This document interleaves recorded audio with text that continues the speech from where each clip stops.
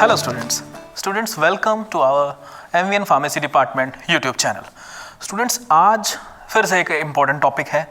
Students actually अगर मैं बात करता हूँ सॉलिड डोसेज फॉर्म की, सॉलिड डोसेज फॉर्म में कल हमने टैबलेट के बारे में डिस्कस किया और आज हम उसकी कोटिंग के बारे में डिस्कस करेंगे. स्टूडेंट्स कोटिंग क्या होती है, कोटिंग के क्या एडवांटेज हैं, क्यों कोटिंग की जाती है, कितने टाइप्स की कोटिंग होती है और किसी एक कोटिंग को आज हम डिस्कस करेंगे, बाकी मैं नेक्स्ट क्लास के अंदर डिस्कस करने वाला हूँ. तो स्टूडेंट्स आइए जानते हैं कि कोटिंग क्या है, टैबलेट की कोटिंग क्या है, क्या इंपॉर्टेंस है उसकी एक स्टूडेंट के लिए, एक फार्मास्यूटिकल इंडस्ट्री के लिए और एक पेशेंट के लिए.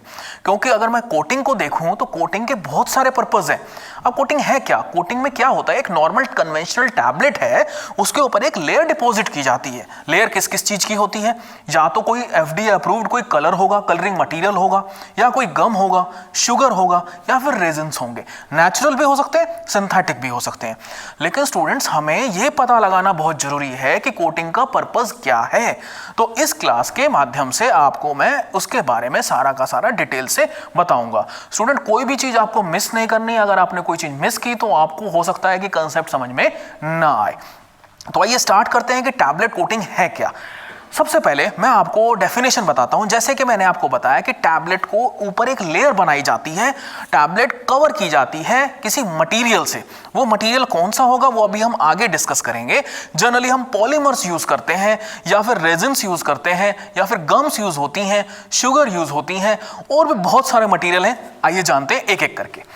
टैबलेट्स कवर्ड विद वन और more layer of mixtures of, जैसा कि मैंने आपको बताया था, नेचुरल और synthetic resins, gums, sugar, plasticisers, waxes, polyhydric alcohols और ऑथराइज्ड कलरिंग मटेरियल. ये कुछ हैं ऐसे एजेंट्स जो कि यूज किए जाते हैं कोटिंग पर्पस के लिए. मैं फिर से रिपीट कर रहा हूं क्या क्या है. रेजिन्स कौन से, नेचुरल और सिंथेटिक हो सकते हैं. सेकंड नंबर पे गम्स, थर्ड नंबर पे sugar, plasticisers, waxes, polyhydric alcohols और ऑथराइज्ड कलरिंग मटेरियल.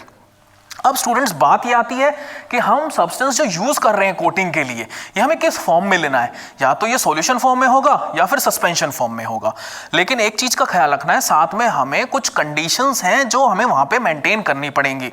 कुछ हमें इंस्ट्रूमेंट्स की भी जरूरत पड़ेगी. ऐसा नहीं है कि हमने कोटिंग सॉल्यूशन बनाया और कोटिंग सॉल्यूशन के अंदर सिंपल हमने मेडिसिन डाल दी, जो टैबलेट बनी है वो डाल दी और उसके बाद उसको निकाल लिया. नो, क्योंकि क्या है कि सॉल्वेंट जो है, हमें सॉल्वेंट भी केयरफुली सिलेक्ट करना है.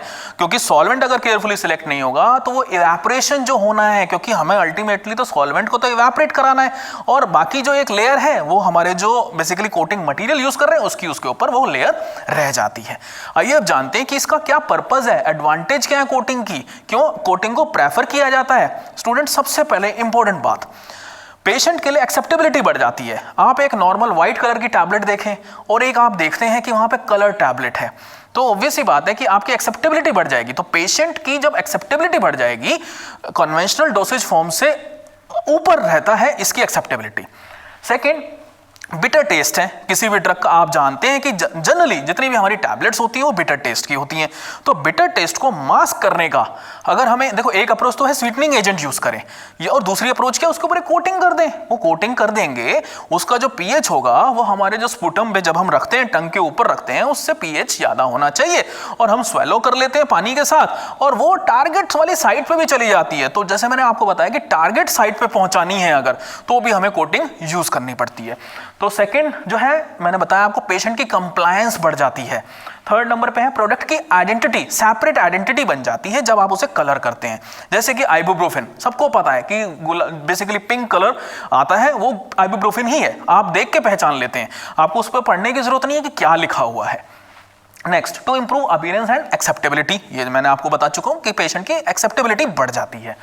नेक्स्ट है ड्रग स्टेबिलिटी. ऑब्वियस सी बात है कि जब एटमॉस्फेरिक कंडीशन के अटैक में जब चीजें आएंगी, एटमॉस्फेरिक कंडीशन के कांटेक्ट में जब चीजें आएंगी, तो वहां पे कोटिंग अपने आप में एक बहुत ही इंपॉर्टेंट स्टेप साबित होगा.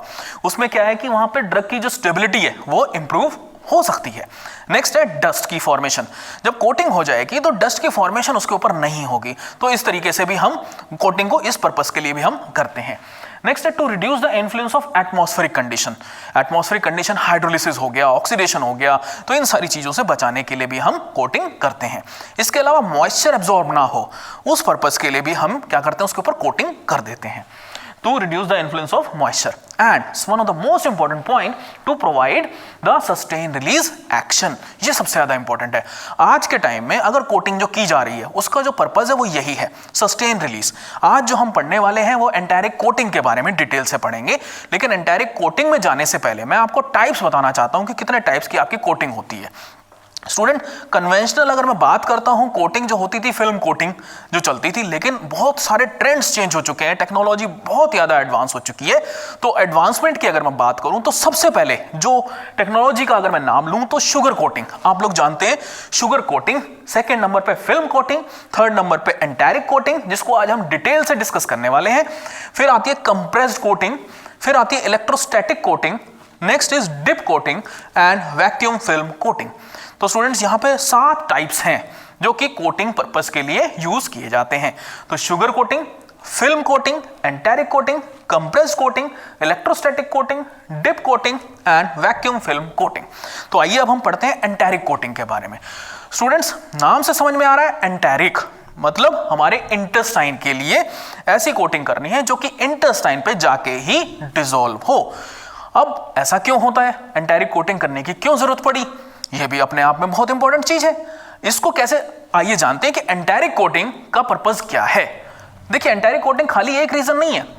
कई बार ऐसा होता है कि हमें एसिडिक एनवायरनमेंट को बाईपास करना है तो हम एंटायरिक कोटिंग कर देते हैं, या फिर कई बार ऐसा होता है कि ड्रग हमारी एसिडिक एनवायरनमेंट में डिग्रेड हो जाती है तो हम एंटायरिक कोटिंग कर देते हैं।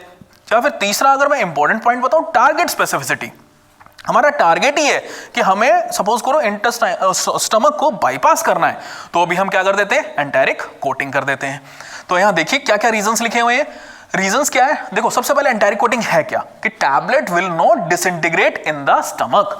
हमें स्टमक को बाईपास कराना है, वहां से एज इट इज निकल जाएगी और कहां जाएगी, इंटेस्टाइन में जाएगी, क्योंकि नाम से समझ में आ रहा है एंटायरिक कोटिंग।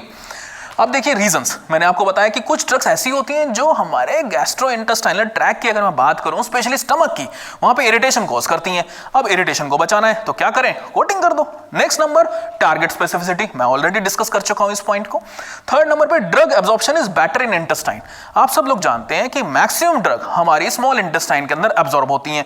अब आपको अच्छा इफेक्ट दिखाना है तो आप क्या करिए, आप क्योंकि कुछ ड्रग्स ऐसी है ना फर्स्ट पास मेटाबॉलिज्म भी होगा तो हमें क्या करना है, उसको अवॉइड करवाना है अगर, तो आप उस पर कोटिंग कर दीजिए। जब आप कोटिंग कर देंगे तो डायरेक्ट साइट पे पहुंचेगी, वहीं पे उनका जो पीएच है, जो हम बेसिकली पॉलीमर यूज करेंगे, उसका जो पीएच है वो 6 और 6 से अबव पे ही जाके वो डिसॉल्व होना स्टार्ट होता है। मतलब हमारे पास मोर अमाउंट ऑफ ड्रग रहेगी एक्टिव साइट पे जहां से वो अपना मेडिकामेंट रिलीज करेगी, और जब उससे क्या होगा, उससे बायो अवेलेबिलिटी बढ़ जाएगी। अब स्टूडेंट्स आपके दिमाग में आएगा कि बायो अवेलेबिलिटी क्या होती है। स्टूडेंट्स, बायो अवेलेबिलिटी क्या है, the rate and extent of unionised drug. कौन सा, unionised drug that reaches to the systemic circulation. Simple सा वर्ड है, बायोलॉजिकल फ्लूइड में जितनी ड्रग अवेलेबल है इसे हम कहते हैं बायो अवेलेबिलिटी। दो वर्ड्स हैं, बायो अवेलेबिलिटी।